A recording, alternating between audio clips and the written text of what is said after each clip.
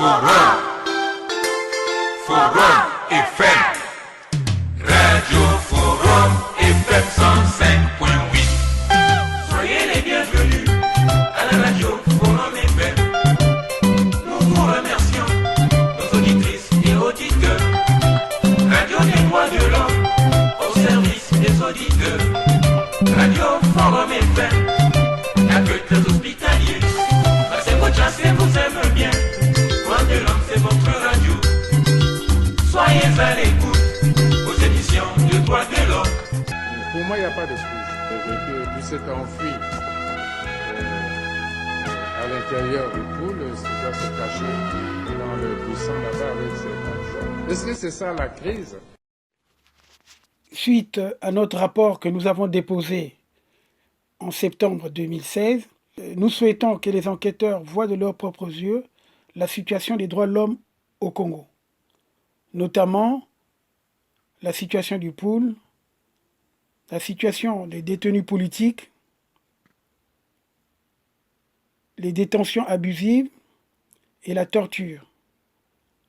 Aujourd'hui, on peut dire au Congo qu'il y a une grave crise humanitaire et un génocide. Il est important pour l'ONU, par votre institution, voit de ses propres yeux d'experts des endroits où ces violations se sont produites et de parler directement avec les personnes affectées, de visiter les prisons. Une mission d'établissement des faits incriminés au pool devait être créée et envoyée immédiatement. Parce que plus on retarde, plus les gens sont en détresse et meurent beaucoup. Je saisis donc cette occasion pour confirmer et réitérer les éléments de notre rapport déposé en septembre 2016. Les ONG et les défenseurs de la liberté et de la démocratie au Congo sont dans l'expectative. Les Congolais apeurés, terrorisés par un régime répressif et qui est devenu une dictature implacable, doutent et s'interrogent sur les enquêtes qui peuvent être faites uniquement par le gouvernement, puisque celui-ci, il est partie prenante aux violences politiques et à cette répression. Et nous savons très bien que la tyrannie, l'oppression et l'absence d'un pouvoir judiciaire indépendant et de tous les recours internes efficaces ne permettent pas aux victimes de recourir aux juridictions internes. C'est pourquoi, en déposant cette plainte, nous avons voulu le concours du Conseil des droits de l'homme qui peut mener les enquêtes d'une façon indépendante. La crise politique, institutionnelle et économique, sociale et humanitaire que traverse la République du Congo depuis septembre 2015 a fortement pesé sur la situation générale des droits de l'homme, qui n'a cessé de se détériorer. Les principaux abus et violations des droits de l'homme répertoriés par la société civile congolaise indépendante entre 2015 et jusqu'à nos jours ont été par ordre d'importance en nombre: enlèvements nocturnes, arrestations et détentions arbitraires, cas de torture et autres traitements cruels, inhumains ou dégradants, exécutions extrajudiciaires, disparitions forcées, des atteintes aux libertés publiques, l'interdiction de manifestations et de réunions, les saccages des radios et télévisions privées, communautaires, en l'occurrence le Forum Radio-Télévision des droits de l'homme, la radio de Divuba, Ankaï, et la radio Louvakou de Dolisie. En République du Congo, le scrutin présidentiel anticipé du 20 mars 2016 s'était tenu dans un climat d'état de siège, avec coupure de communication téléphonique et Internet. Ainsi, dans la nuit du 4 avril 2016, le ministère de l'Intérieur a donné un résultat électoral qui n'était pas basé sur un comptage vérifiable. Et les autorités ont procédé à la fermeture de tous les réseaux d'Internet, de la téléphonie et autres formes de communication avant la proclamation des résultats, afin d'empêcher l'opposition de rassembler les chiffres basés sur les procès-verbaux. Et en même temps, le pouvoir a organisé une espèce de soulèvement. Le pouvoir a provoqué des événements du 4 avril qu'il a mis sur le dos de l'opposition, et notamment du révérend pasteur Ntoumi. Et nous avons donc des preuves que nous allons soumettre aux enquêteurs sur les événements du 4 avril. Ces événements du 4 avril, nous le savons très bien, ont été orchestrés par le pouvoir en place. Nous savons bien qu'ils se sont servis des groupuscules comme les 12 apôtres, les bébés noirs et autres pour perturber la quiétude des Congolais et pour donner l'occasion au pouvoir de Sassou de faire une répression féroce, ce qui a entraîné justement les événements du Poul que nous connaissons et qui a déjà fait plus de 3000 victimes et on compte plus de 380 villages qui ont été détruits. Le gouvernement a organisé une attaque généralisée ou systématique lancée contre toute une population civile. Nous voyons qu'il y a eu des meurtres, exterminations, déportations ou transferts forcés des populations, emprisonnement ou autres formes de privation grave de liberté physique, en violation des dispositions fondamentales du droit international des droits de l'homme. Il y a eu la torture, viol ou toute autre forme de violence sexuelle de gravité comparable. Il y a eu persécution de la communauté chrétienne du révérend pasteur Ntoumi. Il y a eu également persécution pour des motifs d'ordre politique, étant donné que la population du Poul, en partie, n'a pas voté pour le président Sassou Nguesso et que les menaces avaient été déjà proférées bien avant la tenue des élections et que cette population devait repartir dans la forêt comme en 1999, où il y a eu cette répression féroce.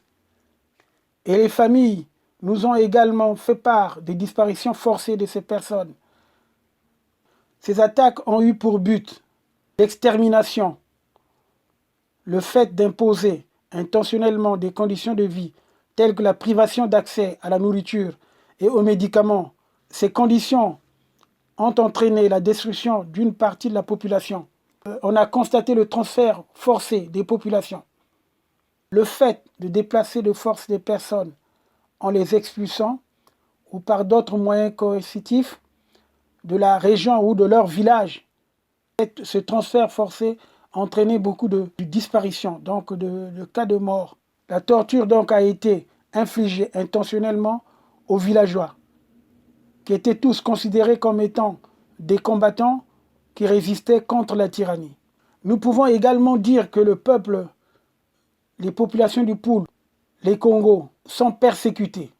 Et nous constatons par les plaintes des différentes familles, les disparitions forcées des personnes, ces personnes qui ont été arrêtées, détenues ou enlevées par les éléments soi-disant de la force publique et des organisations politiques.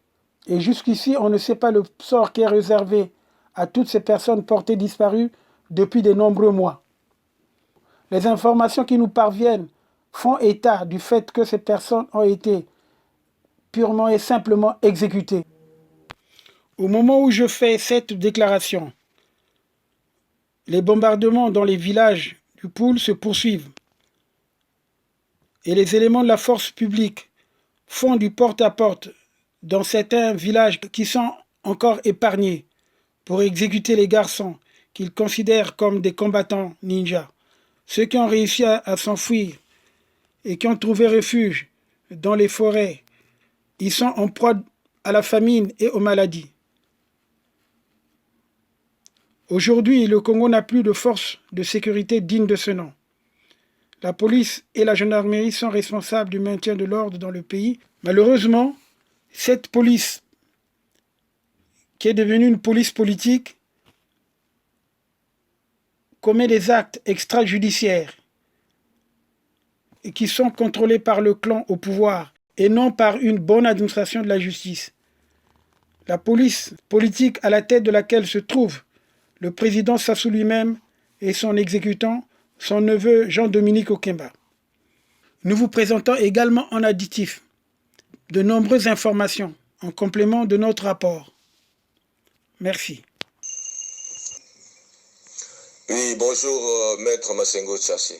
Mon inquiétude se situe sur ta protection à toi. Parce qu'il faut le reconnaître que tu es l'unique personne au niveau extérieur qui est en train de déranger. C'est-à-dire ton action au niveau de l'ONU, en introduisant des documents et des preuves. Donc pour eux, ils trouvent que tu es gênant. Donc ils vont mettre pieds et mains, ils vont faire le tout pour que tu disparaisses et pour effacer les traces, parce que après toi, il n'y aura plus personne, effectivement, qui va défendre ce que tu as déjà fait comme travail. Donc il faut faire très attention.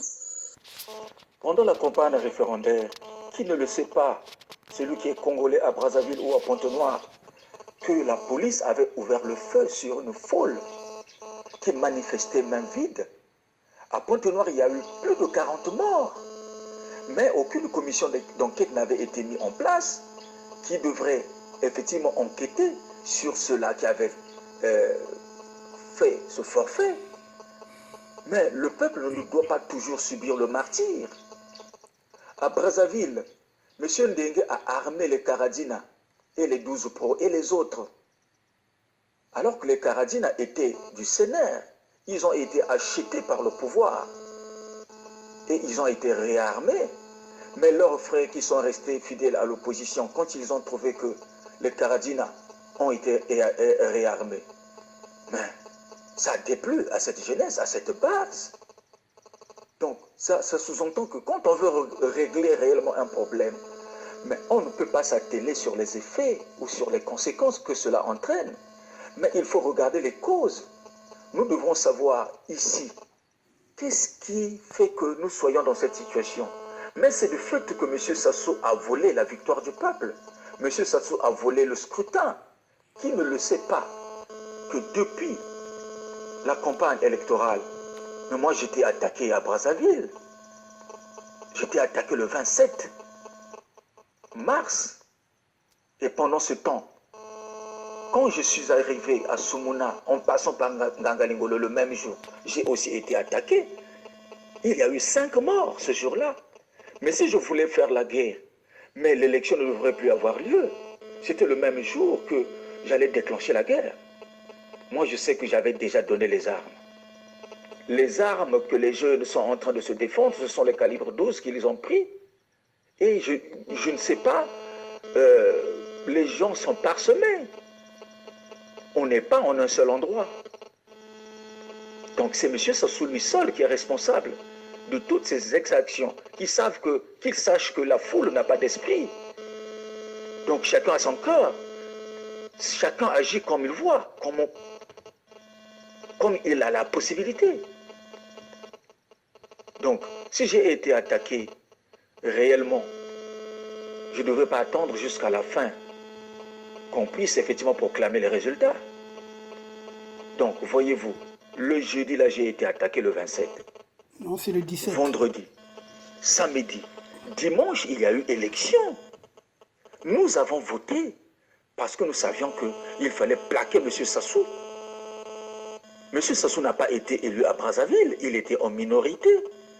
Il n'a pas été élu dans le pôle, il était en minorité. Il n'a pas été élu dans la Bouenza, il était en minorité. Il n'a pas été élu dans la Lekumo, il était en minorité. Il n'a pas été élu dans le Kouil, il était en minorité. Dans le Niari, il était en minorité.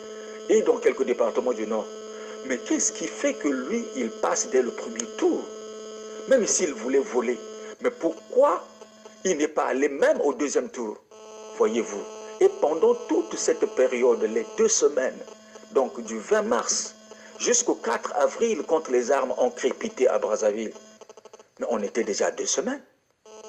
2 semaines, pendant tout ce temps, il avait fermé l'Internet, il avait fermé les réseaux téléphoniques, on ne pouvait pas émettre les SMS, on ne pouvait pas téléphoner. Mais ça, c'est une preuve de fraude. Mais qu'est-ce que la communauté internationale attend? Mais pourquoi la communauté internationale est indifférente à la situation du Congo-Brazzaville? Forum FM 105.8. Mais nous, qui avons la possibilité de ne pas être sous les feux des bombardements aveugles, des criminels, des tribalistes, des voleurs, des pilleurs, des destructeurs. Nous devons intensifier justement cette campagne contre le tyran Sassou Nguesso. Bon bah c'est pas tout ça où j'en étais moi. Forum FM 105.8. Grand géant. Génial.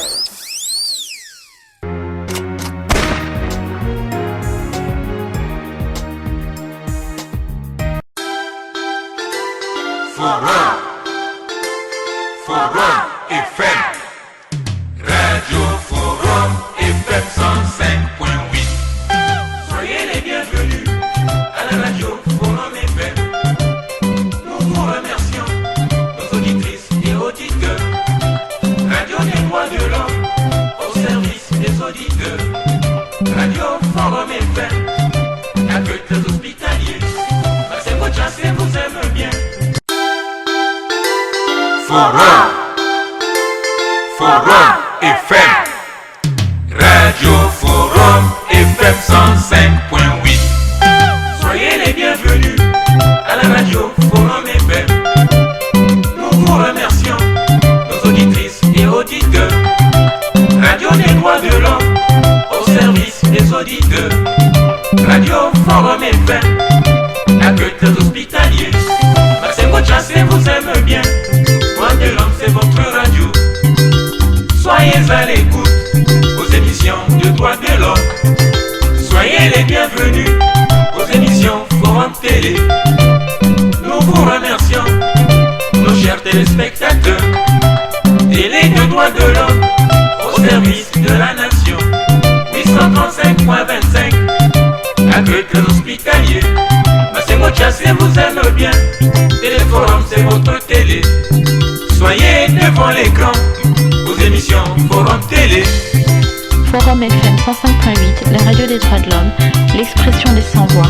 Forum FM, la radio de l'état de droit, la radio de la bonne gouvernance.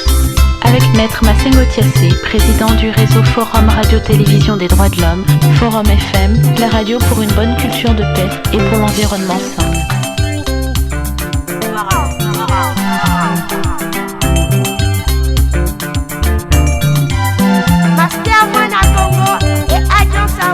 Écoute toujours la radio Forum.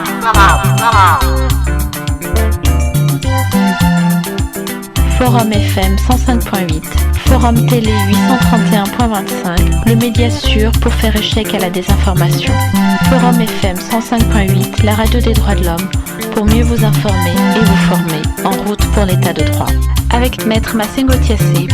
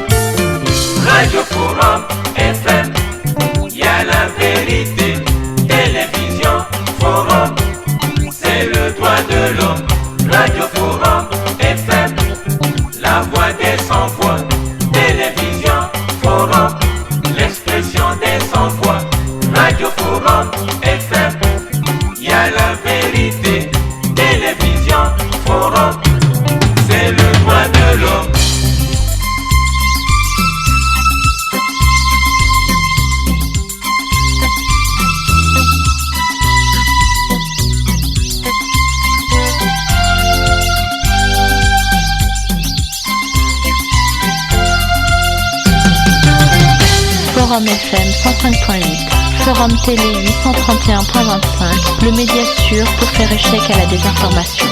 Forum FM 105.8, la radio des droits de l'homme, pour mieux vous informer et vous former, en route pour l'état de droit. Avec Maître Massengo Thiassé. Radio Forum FM, y a la vérité. Télévision Forum, c'est le droit de l'homme. Radio Forum FM, la voix des sans-voix. Télévision Forum, l'expression des sans-voix. Radio Forum